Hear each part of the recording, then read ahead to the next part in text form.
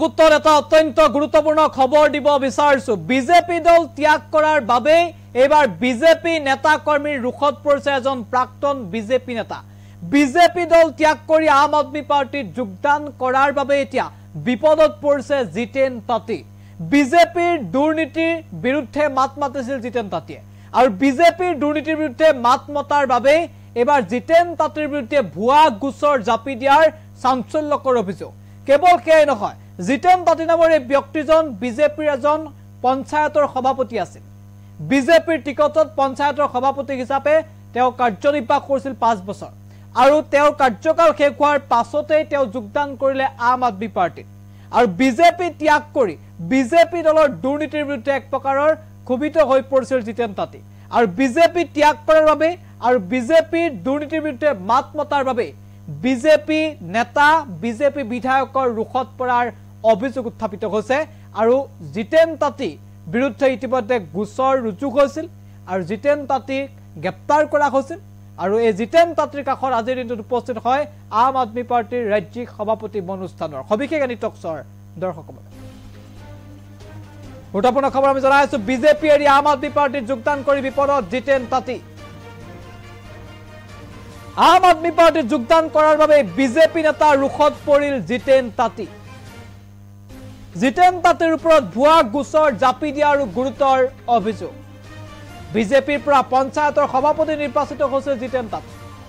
আৰু যেতিয়াই তেওঁ 5 বছৰ কাৰ্যকাল শেষ হ'ল তাৰ পিছতে তেওঁ বিজেপি দুৰ্নীতিৰ বিৰুদ্ধে মাত মাতিছিল আম আদমি পাৰ্টিত যোগদান কৰিছিল আৰু যাৰ বাবে ভুৱা গোচৰ জাপি দিয়াৰ অভিযোগ জিতেন তাঁতীৰ ওপৰত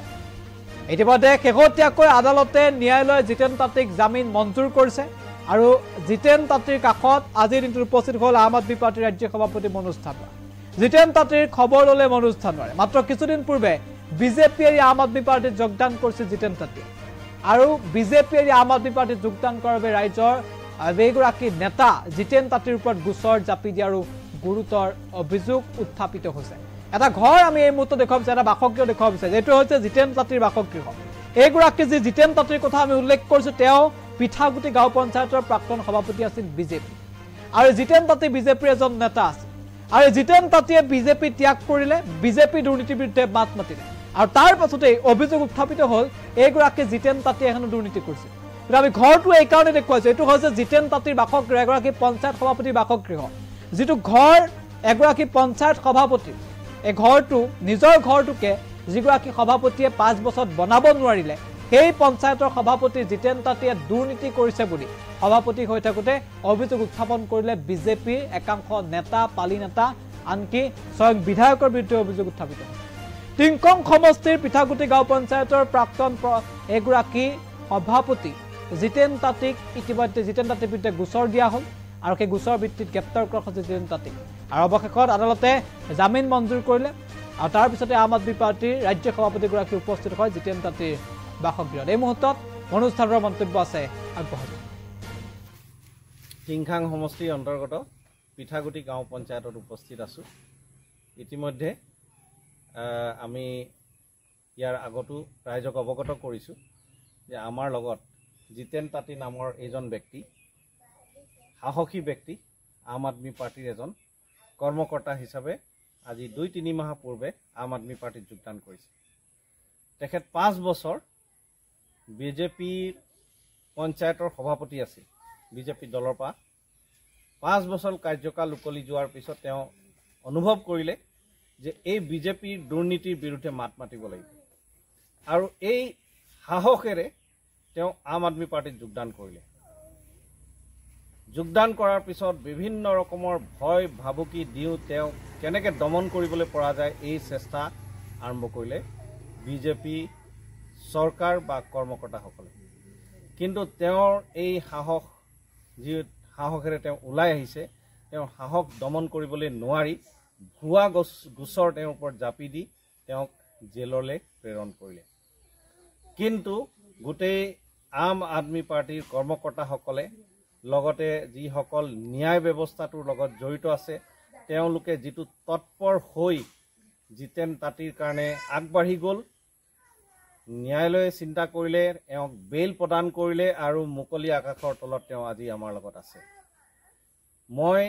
এই ভিডিঅ'ৰ জৰিয়তে সমূহ বিজেপি কৰ্মকৰ্তাসকলক আহ্বান জনাবলৈ বিচাৰিছোঁ যে আপোনালোকে দলৰ মজিয়াত থাকি যদি তাত দুৰ্নীতি হৈছে বুলি অনুভৱ কৰিছে, তাত থাকি অনুভৱ যদি কৰিছে যে সমাজ বিৰোধী কাম হৈ আছে, তেতিয়াহ'লে আপোনালোকে ওলাই আহক। জিতেন তাঁতীৰ দৰে আপোনালোকেও সাহস কৰক,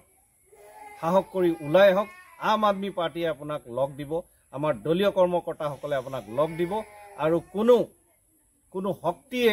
আপোনাক আগবাঢ়ি যোৱাৰ পৰা ৰখাব নোৱাৰে। আপোনালোকৰ ওচৰত আমি প্ৰতিশ্ৰুতি দিবলৈ বিচাৰিছোঁ। গতিকে বিজেপি কৰ্মকৰ্তাসকলক বিশেষভাৱে আহ্বান জনাইছোঁ যে আপোনালোকে য'ত য'ত দুৰ্নীতি দেখিছে মাতক, ওলাই আহক আৰু আমাক লগ দিয়ক। ধন্যবাদ। কিংখাং সমষ্টিৰ অন্তৰ্গত পিঠাগুটি গাঁও পঞ্চায়তত উপস্থিত আছোঁ। ইতিমধ্যে আমি ইয়াৰ আগতো ৰাইজক অৱগত কৰিছোঁ যে আমাৰ লগত জিতেন তাঁতী নামৰ এজন ব্যক্তি, সাহসী ব্যক্তি, আম আদমি পাৰ্টিৰ এজন কৰ্মকৰ্তা হিচাপে আজি 2-3 মাহ পূৰ্বে আম আদমি পাৰ্টিত যোগদান কৰিছে। তেখেত 5 বছৰ বিজেপিৰ পঞ্চায়তৰ সভাপতি আছিল। বিজেপি দলৰ পৰা 5 বছৰ কাৰ্যকাল উকলি যোৱাৰ পিছত তেওঁ অনুভৱ কৰিলে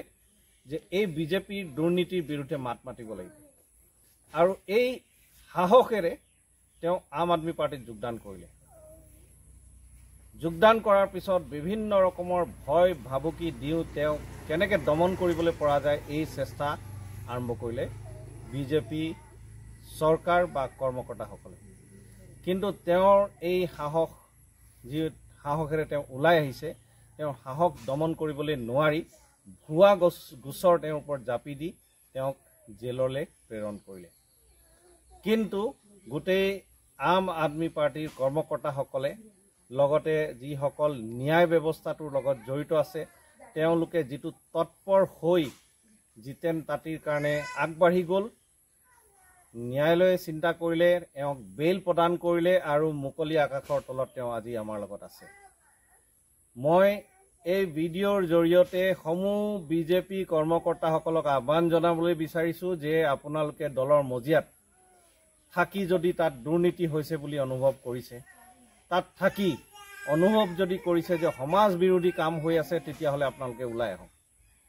জিতেন তাঁতীৰ দৰে আপোনালোকেও সাহস কৰক, সাহস কৰি ওলাই আহক। আম আদমি পাৰ্টিয়ে আপোনাক লগ দিব, আমাৰ দলীয় কৰ্মকৰ্তাসকলে আপোনাক লগ দিব, আৰু কোনো শক্তিয়ে আপোনাক আগবাঢ়ি যোৱাৰ পৰা ৰখাব নোৱাৰে। আপোনালোকৰ ওচৰত আমি প্ৰতিশ্ৰুতি দিবলৈ বিচাৰিছোঁ। গতিকে বিজেপি কৰ্মকৰ্তাসকলক বিশেষভাৱে